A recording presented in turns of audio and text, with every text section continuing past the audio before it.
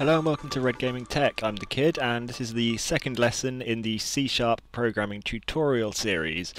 There has been a bit of a delay for this episode. As you can see on the screen, I've been working pretty much non-stop on the game Splooge that I did an interview with Amata about. The game's actually now been renamed Gumball Tumble. We've decided that the name Splooge just wasn't going to work out realistically. Got a bit of a screenshot from an old beta version. The game doesn't actually look terribly like this anymore, but just gives you an idea of how it's progressing. But yeah, let's just get that little plug out of the way. Okay, so today we're going to be taking a look at two or three key things: strings and character variables. Actually, I'll touch on character variables, classes, and inheritance among classes. So I've actually pre-written the program for this lesson this time, because last time I was hitting errors and getting confused and not being completely on the ball. Again, it's Saturday night, so life is life. So I've pre-written it, so I'm just going to talk you through each part of it, and then we can go through the whole program and we can see how it all works, and then we can see the output from it. So I've opened up a blank console application and I've added two classes into it. So don't worry about what's in the main function for now. We'll come to that in a minute. Now, do you remember in the previous class, if you click back to that, you'll see when I'm talking about the what you get when you start a blank console application, you'll notice that the class for the program is still present in the program. Here we go, class program. Now, in the previous lessons, that class was the only class in the program, this class here. What I've done is above that class, I've added two new classes. Now you'll notice they're called Bird, class Bird, and class Parrot. Now you'll notice it has this colon bird after it. I'll tell you about that in a sec. Key thing is you'll notice that all three classes, Bird, Parrot, and Program, all exist within the same namespace, which is console application 1. They need to be in the same namespace to address each other or call each other's functions and such. Right, so the first class I've declared is called Bird, and it very, very basically describes a bird. So anything I'm saying here, that anything of class Bird, so to declare a class, all you need to do is type the class operator. You need to name your class. I'll call it Pizza, for example. And that is literally all that you need in code for a class to exist. Now, every class contains variables, such as these. These are integers, an integer and a string. All classes include what's called a constructor and what's called a destructor. So what those are is the constructor is the function that is called as soon as that class is instantiated. Now I'll talk you through how to instantiate a class in a little bit. The destructor is the function of that class that is run whenever an object of that class is deleted, essentially. So if you think about it, when you instantiate a class, the constructor is the first thing that's run. When you delete an instance of a class from within your code, this is the last function that's run. Think of it as this function is turning on the lights. This function, if you picture instantiating a class as walking into a room, your constructor is turning on the lights, your destructor is turning off the lights. They're the first and last things that happen respectively. So those are all you need. You can have a class where you don't declare a constructor or a destructor, in which case they are assigned a default one where nothing happens. So literally, this is all you need for a class to exist. You can instantiate it, but it has no function, no variables, and no function, so it does nothing. It's just a blank, empty class that just sits there for no purpose. So I'll just delete that. So to have a class that's actually got some point to it, it needs to have variables, and it needs to have a constructor, a destructor. Now you declare a constructor as, well, like this. It has to be public for a constructor. Now this is something that I haven't touched on this actually. This is a thing known as permissions. I'll come back to that, don't worry. So your constructor will the constructor function will always have the same name as the class, Bird and Bird. The destructor will have the same name as the class plus I think that's called a tilde symbol, whatever this little squiggly thing is. Your destructor will always be declared like that. It will have the same name as your class, but with that little symbol in front of it, Bird, Bird.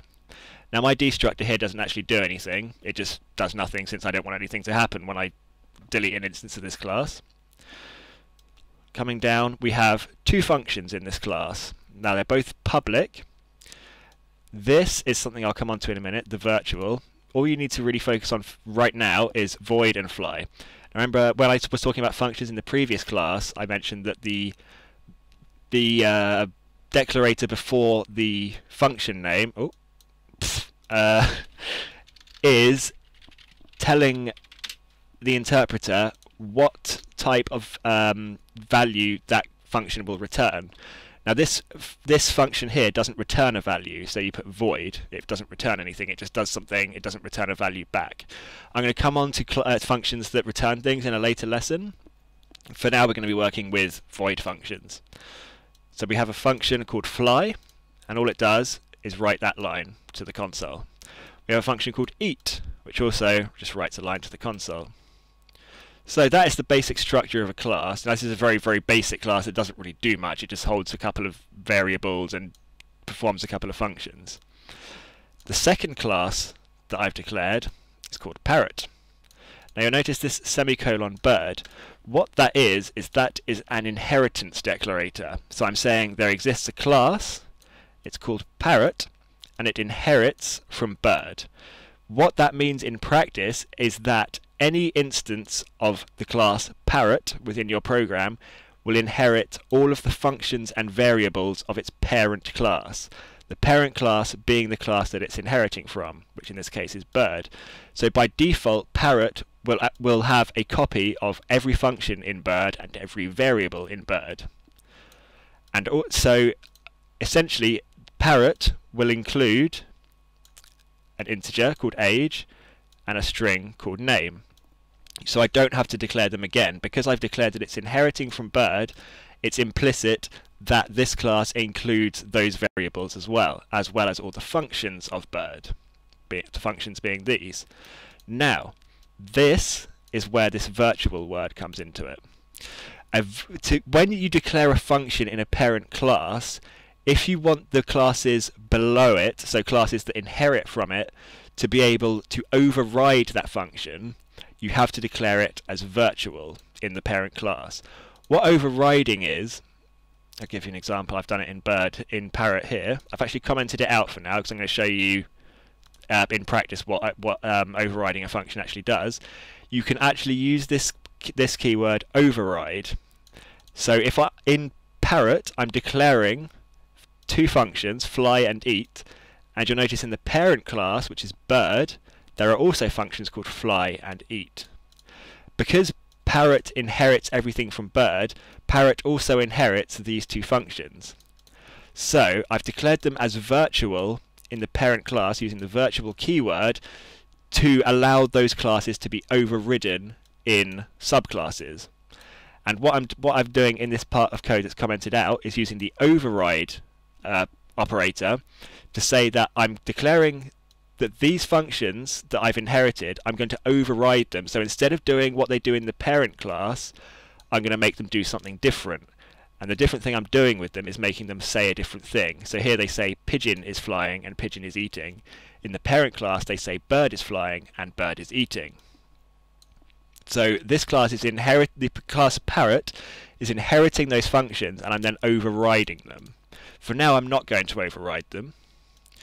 And I've added an extra function to Parrot, which is write color, which all it does is write to the console Parrot is, and then the value stored in color.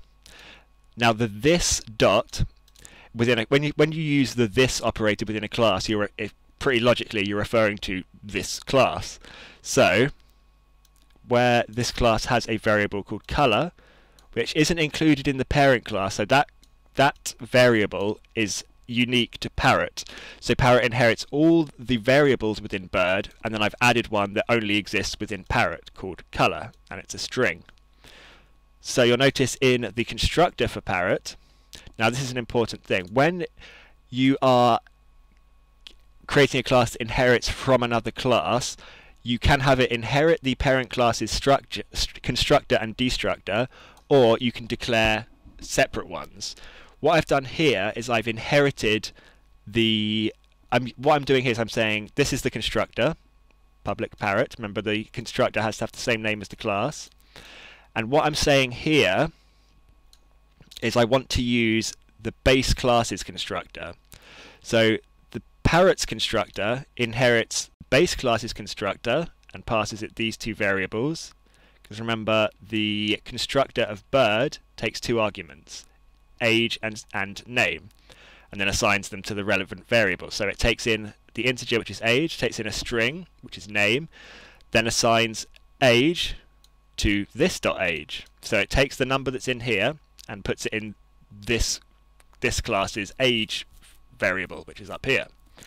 Then it takes in the string name, and then we're saying that name, or this dot name is equal to name, the function, the value we're taking in.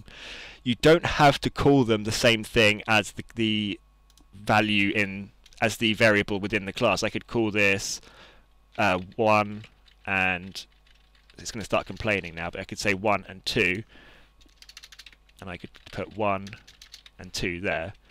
It may put up a fight because those are numbers actually, so I'm going to call them 1 and 2.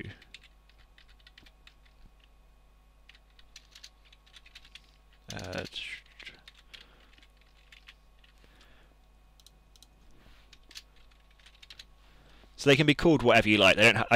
It's bad practice actually that I tend to, when I'm taking in variables into a function, I tend to use the same name as the variable that they're going to be assigned to within the class. It's technically bad practice to do that, but you can call these whatever you like. So what's happening here is it's taking in an integer, which is called 1, and placing it into this.age, which is up here. It then takes in a string, which is called 2, and assigns it to this.name, which is there. So if we come back down to our pigeon class, in the constructor here we're saying Parrot has its own constructor, but it inherits the base classes constructor and passes it these two values. So remember, the parent class requires an integer and a string, so we're passing 2 and macaw. I don't know if I spelled that right, or even if that's a type of parrot, but it's the first thing that came into my head. And then within this constructor we're saying this.age equals age, which is that. This.name equals name, which is that. It's not going to like that if I try and run it now actually, because in the parent class, remember, these are now called 1 and 2.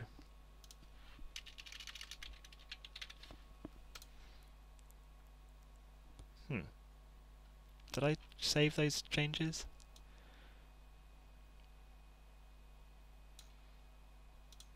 I don't know, never mind.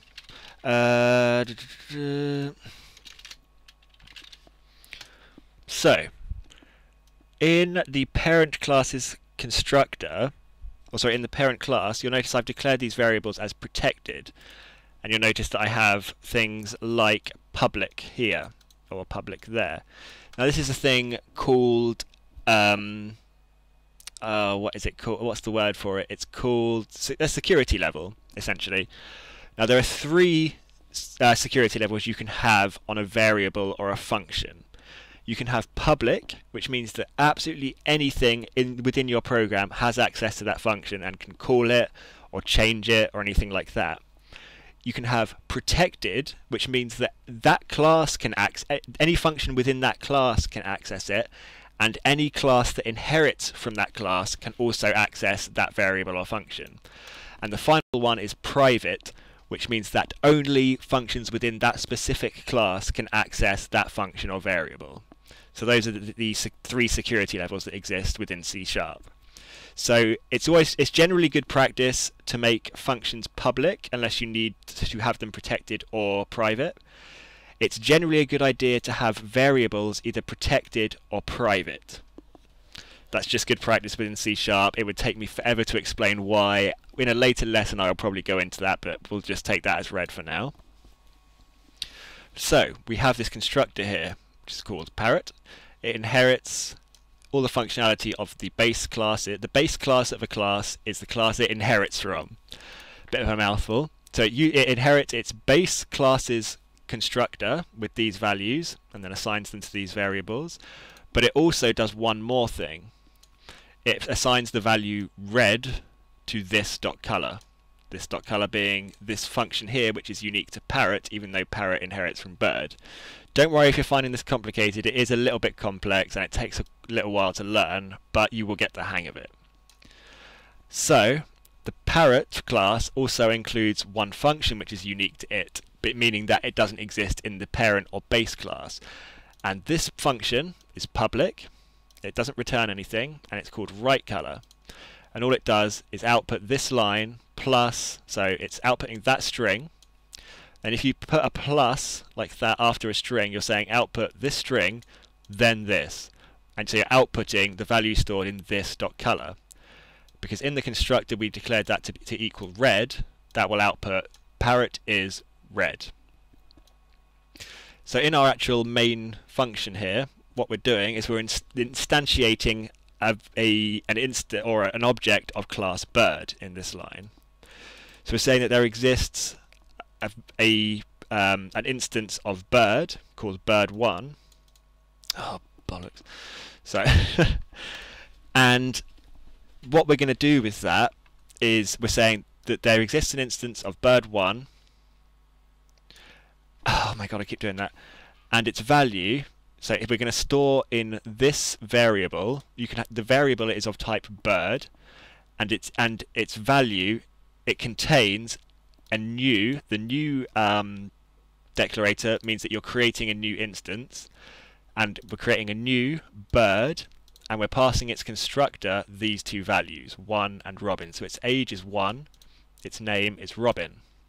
Then we're creating an object which is an instance of Parrot. So we're saying there is a variable of type Parrot, because a variable can have the type of a class that exists in that program. So we're saying there exists a variable of type Parrot called Parrot1, and it contains an instance of Parrot. But because Parrot inherits the parent class's constructor, as it does here, we're actually putting those values in at the declaration of the constructor within the class, so to and McCaw. So we don't need to give it any additional variables. It receives its variables here. Its arguments, these are called. It receives those in this line when we inherit from it. So we don't need to give it any additional arguments. Now we're just calling some functions from these classes. So we're saying the class Bird1, or the object Bird1, we're calling its fly function. You do that with this dot symbol, dot fly. So this is saying I want to call the function fly that exists within Bird1. Then I want to call the function eat that exists within Bird1. Then I want to call the function fly that exists within Parrot1. Then I want to call the function eat, which exists within Parrot1. Then I want to call the function writeColor that exists within Parrot1. And then I'm just going to halt the console with our console.readline function call, which we looked at in the previous lesson. So if I run that program, some things are going to happen. So our output, I'm sorry it's quite small, I'm not sure how to increase the text size in a console application. There is a way to do it, but I'm not sure. I have to read up on it from my manual. So I have to read it to you, but what's being output is Bird is flying, Bird is eating, Bird is flying, Bird is eating, Parrot is red. Now the reason that's being output is that we're calling the fly function of object Bird1. So it calls that function, which is here, and all that function does is output the line Bird is flying. We then call the function eat, which is a member function of the object Bird1. And all that function does is output the line Bird is eating. Now, you'll notice those two functions within Parrot are commented out. So they're not actually read by the interpreter, they're completely ignored. So to all intents and purposes, Parrot does not have within in the body of that class those two functions. So you can call them because Parrot inherits from Bird. So it inherits these functions from Bird. So when we call Parrot.fly, because the Parrot class has inherited all the functions and variables from Bird, it will call this function. It will call just a copy of that function. And the same happens with eat. Now what we can do is say we want to make that function within Parrot do something slightly different to what it does in Bird, you can do what's called overriding. Oh, sorry, it's because I've still got the application open, so we'll just close that. So we can override those functions and say, when that function is called within Parrot, I want it to do something slightly different. And the way you do that is to declare it as a public variable or private or protected, whatever suits your needs. And then you use the override operator. So what the override operator does is to say, there is a function with this name in the base class, which is fly, but I want to override it, so when it's called for an object of type Parrot, you do this instead. So you're literally overriding what that function does and making it do something else. So I've done that for both of those functions. So when I call those functions on an object of type Parrot now, it won't run a copy of these functions. It will instead override and run these functions instead of those. So if I run the program now, the output is bird is flying, bird is eating, pigeon is flying, pigeon is eating, parrot is red. I've just realised it says pigeon, which was what I called the class before, but then I couldn't think of a name of a type of pigeon, so I changed it to parrot. That's why it still says pigeon. I'm going to go ahead and fix that to say, oh, parrot is eating, and parrot is flying. Now if I run the program, we get the correct bird is flying, bird is eating, parrot is flying, parrot is eating, parrot is red. Okay, so that's a very basic introduction to classes and inheritance. I'm very aware that classes and inheritance are quite a difficult thing to initially get your head around, but they are a very, very important thing in object-oriented programming, such as C#. So let's see if there's anything else I can take you through. Oh, I was going to take you through strings and character variables. Right. We talked about integers and floats in the previous lesson. So another two types of variables are characters and floats. I will do it within the bird class. So these are two new types of variables we can play with. So I'm going to make it protected so that any class that inherits from bird will also inherit this variable. I'm going to make it a char. The char declarator means you're declaring a variable of type character. And to declare a character, it's a single quote, your character, then another single quote, and then your semicolon to end the line. Or is it a double quote now? Oh, ugh. I think it may be a double quote. Oh, I'm being an idiot. I have to give the variable a name. I'm going to call it letter, and then in the constructor I'm going to add a new argument which is called char 3, and then I'm going to say this dot letter equals 3. Now we're going to have an issue with that, because it's now saying console application 1.bird does not contain a constructor that takes two arguments. Now what it's telling me is I'm inheriting, or Parrot is inheriting the constructor of its base class. I'm only passing it two variables or two arguments, when now that constructor that I'm inheriting actually requires 3 arguments. So what I need to do is give it that third argument that it's looking for. And I'm going to make that argument p.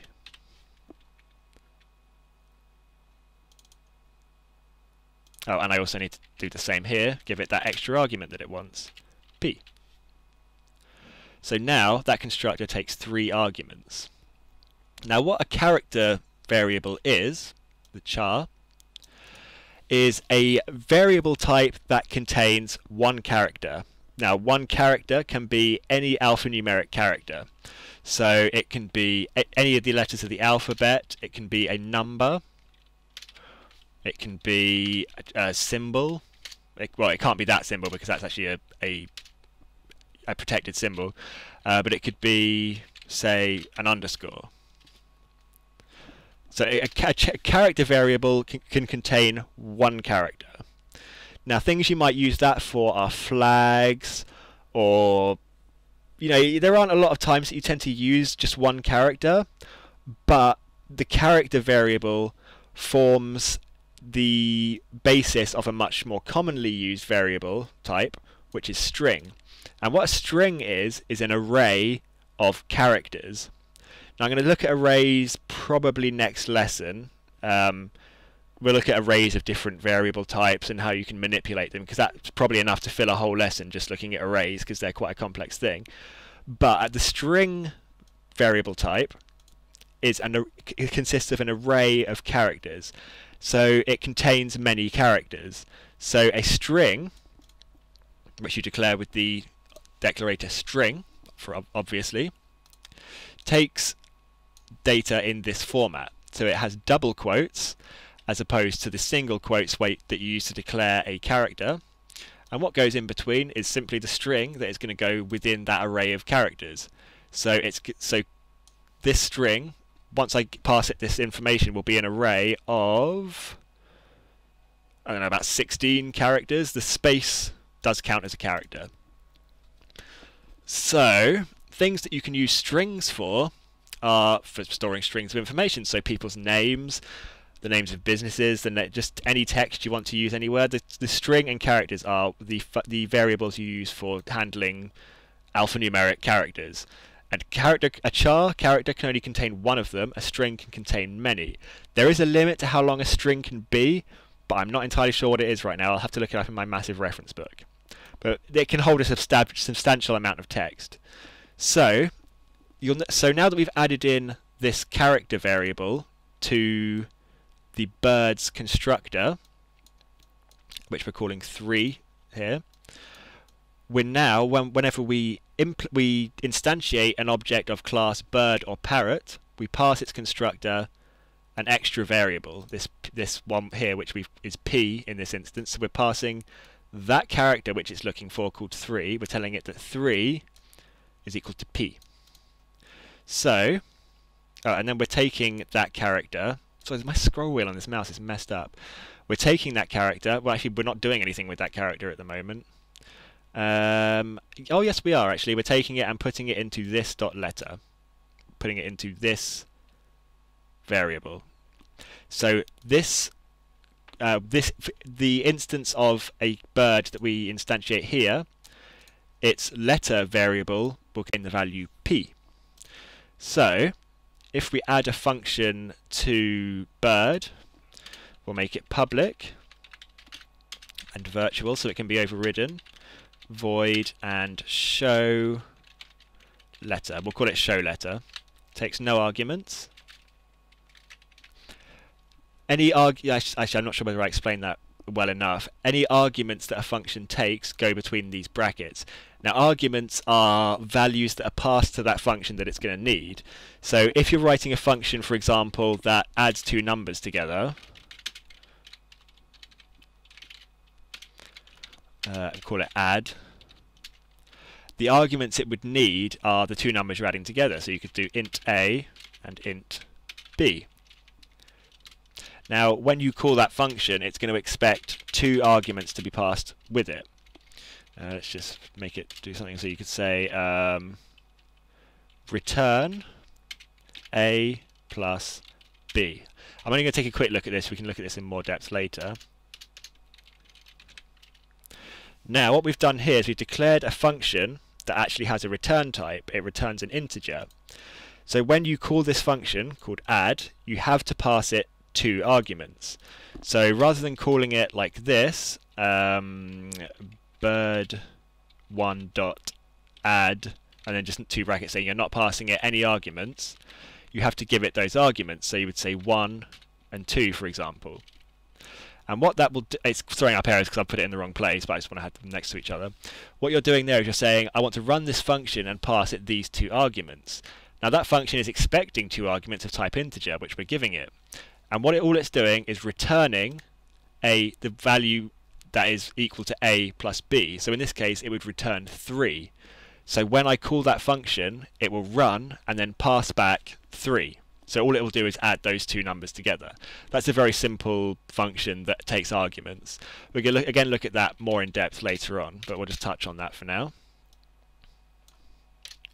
So we've got this function we're writing called showLetter, and all we're going to do is say console.writeLine this dot letter. So now if we call that function, all it's going to do is run that line of code. So it's going to write the value stored in this dot letter, which is this dot letter is here. Remember the this operator means you're referring to a variable or function that's within this class. So what it's doing is outputting the value stored in this class's letter value. So when we called the constructor for the bird in the main function, we're setting that value to be p. We're passing the it's expecting an argument of type character, which it's going to call 3. So we have to give it something to put in that argument, so we're giving it p. So then it takes that character and assigns it to this dot letter, the variable that called letter within this class. When we instantiate when we overrode the Parrot's constructor, we're giving it variables to run its parent class's constructor. We have to give it those arguments still. So when we do it with the Parrot, we'll set the character to a different thing. We'll make it G, for example. So whenever we run the Parrot's constructor, we actually instead, I keep doing that, run the base class's constructor with these arguments. So we're doing it the same way, but just in different places. See it there, where we instantiate that. But when we instantiate Parrot, we just call Parrot's constructor, and Parrot's constructor, all it does is run its parents or its base class's constructor with the arguments we're giving it there.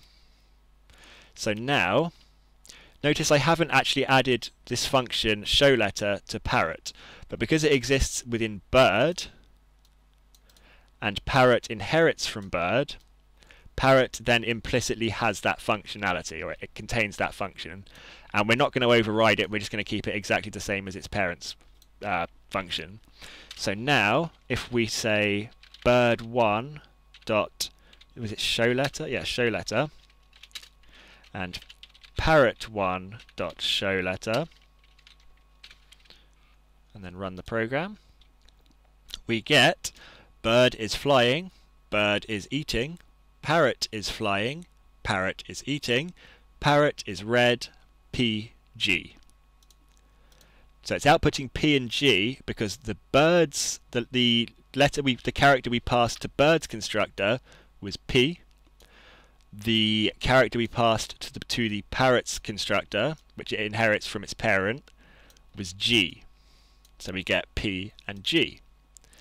Now, don't worry if this is making your head spin. It took me a long time when I was first learning this to get my head around this concept, but it's very crucial as we go forward that you understand the idea of classes and inheritance. It would be a good idea if you're planning on following this long term to either look for a good reference manual online, or you can even go out and buy them, but they are hella expensive. You're looking at about 50 quid, more like $70, $80 in the US for a proper C# programming manual. I mean, the one that is my kind of C# Bible that I use here to write these lessons it costs $59.99 US. I think I referenced it previously. It was from the Detailed Developer series. It's called C# for Programmers. Listen to those pages. But that is literally my Bible for programming. That is my go-to book whenever I get stuck. Right, so we've covered strings, characters, classes, and inheritance in this lesson. It's quite a lot to take in, I know, and it is complex, but it's not as complex as it sounds. And I understand that my way of explaining things is a little bit disjointed, because as I say, I'm not a qualified teacher. So if you need to, just watch the lesson through a few times until you pick up the idea behind it. Have a play around in C# 2010 Express. Write your own classes, write your own functions. The thing that's going to be very helpful to you is the error list down here. This will tell you if you have an error in your program, it will tell you on what line that error exists, and it will attempt to tell you what the error is. So if I deliberately put an error in this in this code somewhere, if I say put in this constructor, try and assign something to a variable that doesn't exist, say this dot blah equals f,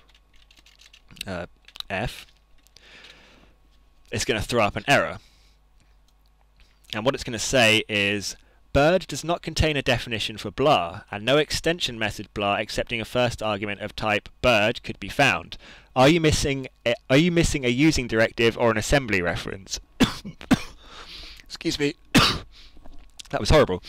I need to have some water when I record these things. So what it's basically, it'll give you, sometimes errors are easy to understand what it's trying to tell you, sometimes they're not. What this is trying to say is bird does not contain a definition for blah, and no extension method blah accepting a first argument of type bird could be found. Are you missing an assembly reference or a using directive? Now what it's actually saying is you're attempting to assign something to a variable called blah, but blah doesn't exist. This class doesn't contain a definition for that, so it's saying I don't know what that is, you've never declared it. That's a common error, maybe. I don't know. Well, it's kind of hard to do that by accident, trying to assign to a variable that doesn't exist, but it might happen. Other more common ones, for example, if I were to accidentally put single quotes instead of double quotes on a string, saying too many characters in character literal, the best overloaded match for bird.bird has some invalid arguments. It's saying there's an invalid argument somewhere, and it thinks it's on line 48. And you're saying it cannot convert from character to string. So what it's actually telling you is that you're saying, by using the single quote, you're saying that that's a character, but it's got more than one character in it. So what it's saying is you're trying to convert from a character to a string, which it can't do. So if you double click on that error, it will take you to the line where it thinks that error is. I really need water.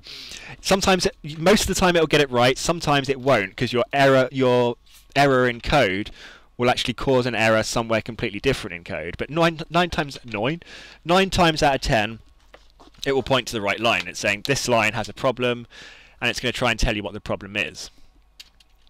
Now, while you're learning, probably the most common error you're going to make in syntax-wise is going to be that, which is missing the semicolon off the end of a line of code. Now, the error console is usually pretty good at picking this up, because what it's saying is line 51, there is an error, and the problem is it's expecting a semicolon. It's saying, hey, you've missed a semicolon off the end of this line. Every line of code pretty much in C# has to end with a semicolon. If you leave it out, the program won't compile, and it will usually say you're missing a semicolon. Sometimes it can cause other issues. Sometimes it won't detect that that's the problem, but a lot of the time it will pick that error up. Another common one, which is a little thing which will cause a lot of problems, is missing a curly bracket off the end of a function or class. Now in this case, it's picked up that I'm just missing that curly bracket. But there are occasions where, by missing off that curly bracket, you'll confuse it to the point where it has no idea where the error is, because the curly brackets denote the start and end of a block of code. If you're missing, for example, the bottom one, it will then think that everything underneath it until the end of the program is part of that code block, and it will screw everything. And sometimes it won't know where that missing curly bracket is. It will throw loads of errors. Sometimes it's the simplest thing, but in code, very simple things can cause very big problems. Right, so yeah, have a play around yourself. Try declaring some of your own classes, your own functions, and play around with them. If you have any further questions, post them in the comments or post on our Facebook. Just do a search for Red Gaming Tech. And post your comment with @thekid at the start, so I know it's addressed to me. So any questions, comments, suggestions, post them up in the comments, messages on Facebook. But have fun, have a play around. You cannot break your computer by doing this unless you do something exceptionally. You would have to be trying to break a computer by coding it. Very worst, you'll get a blue screen. It's not the end of the world. But even then, it's very, very hard to blue screen a computer. I think at university, I managed to blue screen a computer once, and I can't remember what it was. It was a divide by 0. Computers don't like it when you try and divide by 0 because it's impossible. You can, in code, try and force it to try and do it. You can say this number equals 1 divided by 0. It won't actually compile it in most SDKs and most software development kits. It'll pick that up and say, no, you can't divide by 0. But if you write a program where implicitly in code you don't divide by 0, but some kind of function in your program forces it to try and divide by 0, it will either crash the program completely, probably crash Windows as well, or it'll blue screen your computer and it'll come up with an error message saying divide by 0. There is no way on a computer to divide by 0. It can't be done. Computers very much don't like it if you try and do it, so don't do it. Right, so, and yeah, any questions, comments or anything, I'm happy to help you out. I know my teaching style isn't exactly the most coherent in the world, but I'm trying to teach you in kind of a casual way as opposed to a regimented sort of way. I know the way I explain things can be quite disjointed, but I'm doing my best and I really want to help you guys out, so any feedback is appreciated. But yeah, let me know how you get on. Have a play around by yourself. Google's always your friend if you get stuck, or you can ask me and I'll try and help you as much as possible. But thanks for watching. I've been the Kid here at Red Gaming Tech. This has been your second C# programming tutorial, and I will see you very soon for lesson 3. So, goodbye.